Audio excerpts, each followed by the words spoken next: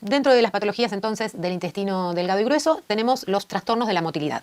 Y vamos a hablar de constipación o estreñimiento.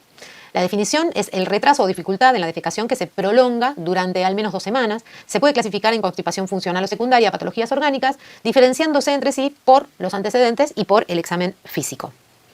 La fisiología de la defecación, para poder entender por qué se termina constipando un niño, está determinada porque después de la comida aparece el reflejo gastrocólico que desencadena ondas de propulsión que impulsan el alimento, y en este proceso la masa fecal pasa a ubicarse al interior del recto. Cuando la materia fecal llega al recto, los receptores sensibles al estiramiento determinan justamente la activación del reflejo de relajamiento del esfínter interno anal, y eso permite la defecación.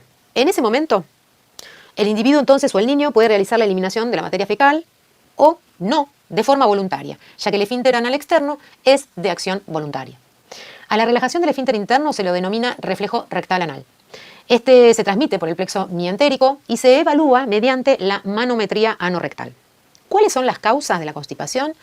Y pueden tener causas funcionales o causas orgánicas. La causa funcional es la más frecuente y esta siempre va a aparecer mucho más allá del periodo neonatal, ¿sí? Cuando empieza el niño a tener conciencia de intestino y de vejiga llena y empieza el control, ¿sí? Es el control voluntario. En cambio, la constipación orgánica puede estar determinada en un principio de causa intestinal por la estenosis anal, por malformaciones anorrectales, por un ano imperforado, por un síndrome de pseudoobstrucción intestinal, por una enfermedad de Hirschsprung, que es lo que le van a pedir a ustedes, o por una enfermedad con aganglionosis adquirida.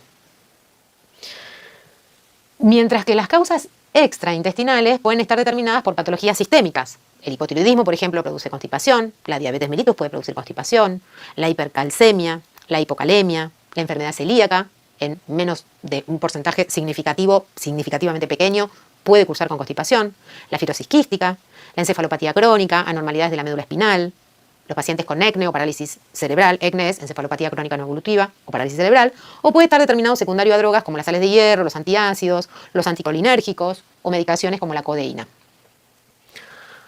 ¿Cuál es el progreso de este mecanismo? El paciente empieza a tener una defecación dolorosa por un volumen aumentado, por ejemplo, secundario a una dieta baja en fibras, muy común en los niños, que no coman prácticamente verduras, entonces por la dieta se empieza a secar ese contenido intestinal o materia fecal y empieza a detenerse, a tener más volumen, y cuando se expulsa genera dolor. Debido al dolor aparecen conductas retentivas que impiden el vaciamiento normal de esa ampolla, y a lo largo del tiempo empieza a provocar distensión progresiva de la ampolla rectal y megarrecto. A partir de este momento empieza el escape de la materia fecal o encopresis. Es decir, que la encopresis siempre va a estar determinada como un paso posterior a la constipación, ¿sí? Tiene que constiparse, realizar un impacto, digamos, de la ampolla sin liberación de materia fecal, y por rebosamiento aparece el escape de materia fecal o encopresis. ¿Cómo se diagnostica? Por supuesto que el interrogatorio en base a las medidas higiénico-dietéticas es fundamental. Si está todo el día en el colegio, si nadie lo controla, si no saben cómo hace, si no saben cuánto tiempo o cuántas veces el niño va al baño, es difícil de hacer diagnóstico, pero se tiene que poder llegar a datos precisos porque es una presentación sumamente frecuente en pediatría. Y después el examen clínico. El paciente tiene un abdomen distendido, se palpa la cuerda colónica, es muy característico el abdomen de un constipado o una niña constipada. Las imágenes radiográficas pueden demostrar toda la ocupación del trayecto del intestino por materia fecal. ¿Cómo se tratan estos niños? Bueno, la educación del paciente y su grupo familiar en base a la alimentación es, les diría que el primer paso. Para aliviar el fecaloma y ablandar las heces, lo que tenemos que hacer básicamente es modificar, como les decía, la dieta, realizar un programa de entrenamiento, y si hay un fecaloma y el paciente no lo puede eliminar a partir de la incorporación de líquidos mayores de lo que consume, etcétera, y modificando la dieta, se debe realizar enemas evacuantes. Y también es muy importante reforzar el concepto de que la alimentación tiene que ser a base de fibras también. El tratamiento farmacológico se utiliza lactulosa o aceite vegetal, sobre todo nosotros aceite vegetal, y lo importante es entender que si un paciente está impactado, quiere decir que ya lleva una cantidad de días donde no hay posibilidad de desimpactar mediante el tratamiento farmacológico. Piensen que si uno le da aceite vegetal o lactulosa, lo que sea, y el paciente tiene un tapón, se le va a inflar la panza, pero el tapón sigue. Entonces, primero, como dice la placa, se deben realizar enemas evacuantes y después se continúa con la adaptación o la reorganización de la alimentación y el tratamiento farmacológico.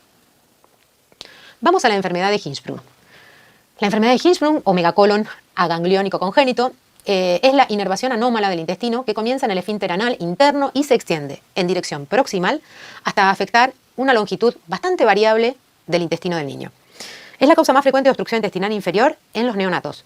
Es decir, que como es una patología orgánica, en general se presenta en los primeros momentos de vida. Afecta más a los varones que a las niñas, en una relación de 4:1. La anatomía patológica está determinada por la ausencia de células ganglionares de la pared intestinal desde el ano hasta, lo que decíamos antes, una distancia considerable, y puede también afectar todo el colon. Entre las capas musculares y submucosas existe ausencia de plexos de Meissner y de Auerbach. Y también se encuentran concentraciones elevadas de acetilcolinesterasa en los haces nerviosos que se muestran hipertrofiados. Las manifestaciones clínicas tienen que hacer diagnóstico muy tempranamente. ¿Por qué? Porque se sospecha ante la ausencia de eliminación de meconio en las primeras 48 horas de vida. Siempre en neonatología le van a preguntar lo mismo. ¿Cuándo eliminó meconio? ¿Sí? Eso es fundamental. ¿Cuándo elimina meconio normal? Antes de las 48 horas de vida. En este caso, no existe la eliminación de meconio. La constipación en las etapas tempranas de la vida es muy sugestivo, porque por ahí eliminó un poquito, manchó un poquito y se lo toma como positiva la eliminación de meconio, pero el paciente a partir de ahí siempre está constipado. Y eso es una característica alarmante a la hora de pensar en el primer trimestre la funcionalidad del intestino. El paciente tiene distensión abdominal, aparece la dilatación del intestino proximal con disminución del flujo sanguíneo, éstasis intestinal que puede llevar al megacolon tóxico. En el diagnóstico, fíjense ahí las radiografías, cómo es bien característica la distensión y la presencia de AR que marca mucha inflamación intestinal y del abdomen. El diagnóstico es mediante la manometría anorrectal que mide la presión del esfínter anal interno y se realiza a través de una insuflación de un globo para provocar la distensión del esfínter rectal. La respuesta de estos pacientes es una falta de relajación ante la distensión del esfínter anal interno. Ese es el diagnóstico. El tratamiento entonces es quirúrgico y siempre precoz. ¿Cuál es la diferencia entre la constipación funcional y la constipación orgánica o enfermedad de Hirschsprung? Determinamos la aparición de los síntomas. En general, la constipación funcional aparece mayor de 2 años, mientras que la enfermedad de Hirschsprung es desde el nacimiento. La encopresis es habitual en la constipación funcional por el mecanismo que les decía anteriormente, no tiene retraso del crecimiento, es poco frecuente, el control de esfínter forzado es habitual, la distensión abdominal es poco frecuente porque en general en algún momento termina de evacuar, el tono anal es normal, la ampolla rectal está llena, la manometría anorrectal tiene una respuesta con relajación del esfínter anal interno y la biopsia rectal es normal. Mientras que en la enfermedad de Hirschsprung la encopresis prácticamente no existe, puede tener un retraso del crecimiento, el control de esfínter forzado está ausente, tiene una gran distensión abdominal, tiene un tono anal normal, pero tiene una ampolla rectal vacía, y la manometría no rectal, entonces, como dijimos anteriormente, presenta ausencia de la relajación del esfínter anal interno o un aumento paradójico de la presión. Y la biopsia marca lo que hablamos en la anatomía patológica, que es la ausencia de células ganglionares.